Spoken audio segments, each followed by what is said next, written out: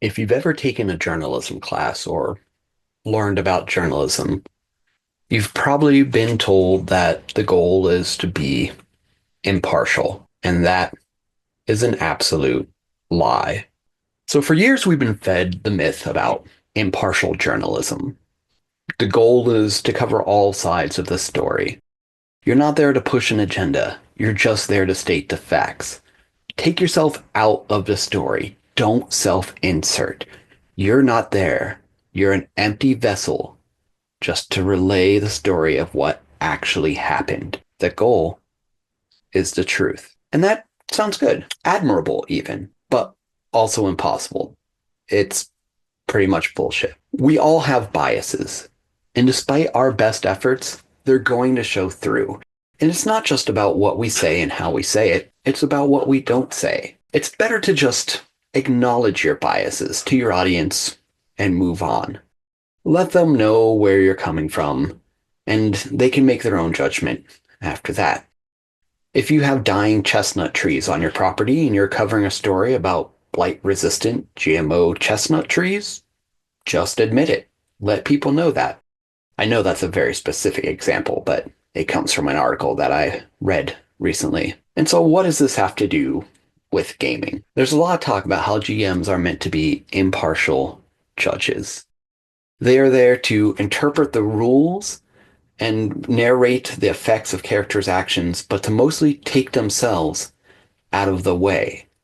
They shouldn't have an agenda. And again, sounds admirable. But is that what they really do? Sure, let the dice tell you what happens next.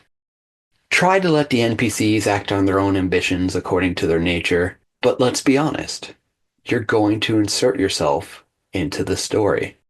If all GMs were impartial narrators, then any two games ran in the same dungeon, any two actions done the same way, would turn out the same. And we know that's not the case, and it's not just from dice. Now, I'm not saying that you need to necessarily have an agenda and try and railroad the characters because you're not impartial, but maybe you can have an agenda. We'll get to that in just a little bit. But even if we look back to the dawn of the game, and we look at the guy who had the top billing, Gary Gygax, he was well known for the gotcha dungeon. Gary's dungeons largely were antagonistic. They were meant to kill you. He didn't want to see player characters getting up to insane level numbers with crazy amounts of treasure. He actually actively spoke against it. And part of that was he wanted to kill them in his dungeons. He wanted them to run into traps. He wanted them to run into monsters they didn't know what to do with. And then they started again. And that's different from how other people ran the game and run the game. But even for his time, it was different. He did not run the first dungeons. That was Dave Arneson. And he had a bunch of weird cosmic evil stuff going on. And sure, he killed people too, but he wasn't doing the gotcha dungeons like Gary Gygax did. And the reason that Gary had to speak out against these Monty Hall campaigns were because a lot of people were purposely running Monty Hall style dungeons with tons of treasure, with 400th level characters. And when they printed the last book in the original D&D series, the final supplement for it, they included stats for gods. And in the forward, there was a specific note of, well, Odin is only about 40th level, so it doesn't make sense to have a player character that might be 43. That's not word for word. Don't quote me on that. I'm not an impartial narrator. So again, instead of trying to be an impartial GM, maybe it's best to acknowledge your biases and move on. Tell the players what kind of game you like to run from the get-go, and they can have some input in that too.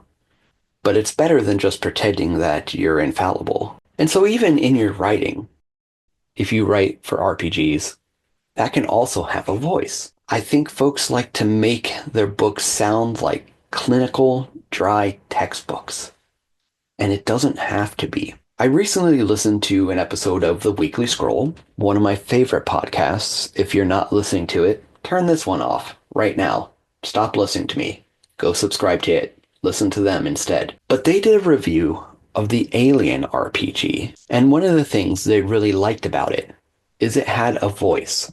It was an RPG done about an existing IP, and it's really easy to do those badly.